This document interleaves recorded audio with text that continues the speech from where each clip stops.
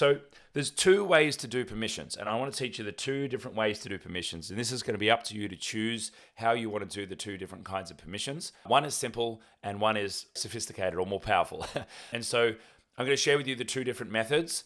You can, as the business grows, transition from simple to more sophisticated if you would like, but I want to show you what it actually looks like. So the simple way to do permissions is to set up 4 groups. So group number 1 is our executive. So this would be for directors and shareholders of your business, basically owners only.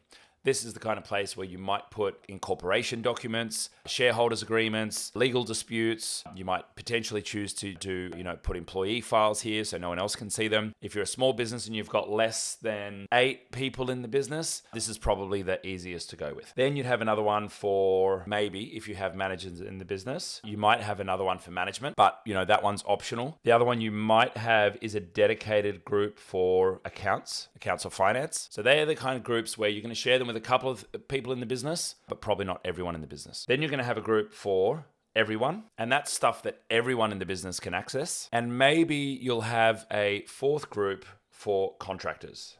So this is stuff that you potentially need to share with people that are outside the business. Okay. So they are our simple permissions. So let's now look at our more sophisticated permissions, and I'm going to show you what the framework is that I use for that. This framework is called the Genius Business Structure. This is actually based on the org board from Scientology and from the organization of Scientology. I used to hang out with some Scientologists, and they ran a business course. That's how I met them.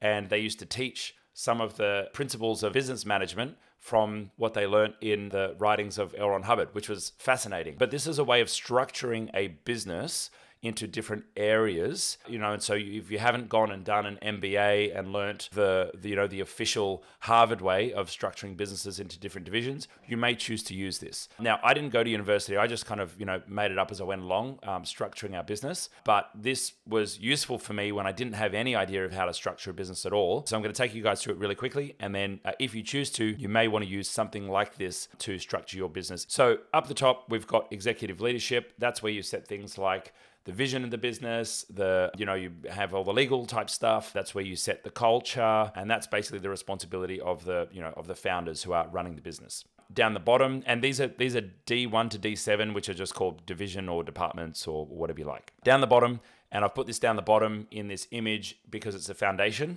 is making sure you have the right people, and then making sure the right people have the right tools. And so that's getting your people right, and then adding the right tools there as well. You might call that like administration and HR more traditionally. Now, next is qualifications and training. Now, this is something that, not many people actually have a dedicated resource to or a dedicated area of the business to, particularly in small business land. This is a way of identifying a specific area of your business which is about increasing the competency of your team. Because sometimes you'll have someone on your staff who is not performing really well, and it's not because of any lack of effort, it's just because of lack of competency in a particular area. So having a dedicated area of the business specifically for training and upskilling your team is really important. And then we have in the middle your actual business model. So attraction is what do you do to attract customers? You might call that marketing. Sales is what do you do to convert people who know about you to people who are giving you money. Then finance, and many people get finance and delivery mixed up the wrong way. They deliver before they get paid. Finance is collecting funds, and delivery is anything you do to deliver your product or service or make your widgets or do what you do to create things in the world.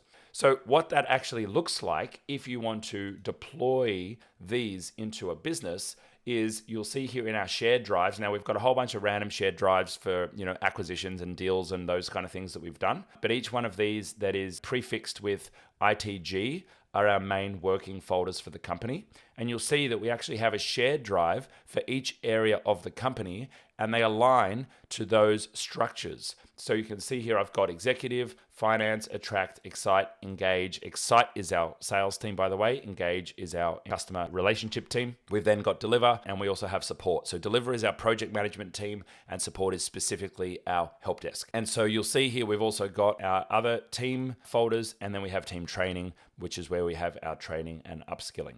And so we've gone with this format because we have a scaled team. We now have quite a large team, 40, 50 odd people in itGenius, and then we have other brands as well. And so it makes sense for us to go with the more sophisticated framework of permissions. But if you're just starting out with this, absolutely fine for you to just use the simple setup and any combination you like. Now I'm going to do a demo and I'm going to show you how to do this all in the admin panel. Of course, if you'd like any help implementing this, if you are a concierge member, just ask our team to get things set up in the way that we have things set up, and we'll happily do that. So to implement this, let's head along to our admin console, and we are going to go and start to set up some groups. And so inside our admin panel, we're going to go ahead and head along to groups. It's under directory, and you can see here that I've got all of my different groups defined. I'm going to click on to create group, and we're going to give the group a name. All right, so it's test-exec. Now, you're going to give this group an email address. If you didn't know, you can actually use this to email everyone in that group if you wanted to. We strongly discourage using emails internally inside a business. Our recommendation is that you use chat and an effective task management system to keep your internal communications away from your inbox. Because if your team are trained to always be looking inside their inbox for internal messages, they're going to be caught up in there all day long and distracted by messages from people outside your company. So these do work as a group email if you want to email everyone in that group, but my recommendation is that you don't bother using that. Okay, so you'll have a group owner. So that will be the person kind of like responsible for administering the group. That's probably just going to be you. So I'll put myself in there, pretty straightforward. And you can see here that, you can choose whether it's just a mailing group or also a security group. We definitely want to make sure this is a security group. All right, so we're going to hit next. So you can see here we've got different kinds of groups. So you've got team, announcement only, restricted, and custom. Now, I will typically just use the restricted group. You can see here that what that does is it changes the permissions down below. So see those tick boxes are changing. So when I choose it to restricted, it's going to change the options. However, that default restricted group will actually still allow external people. See how it says here, who can contact group owners? That means that they can email that email address.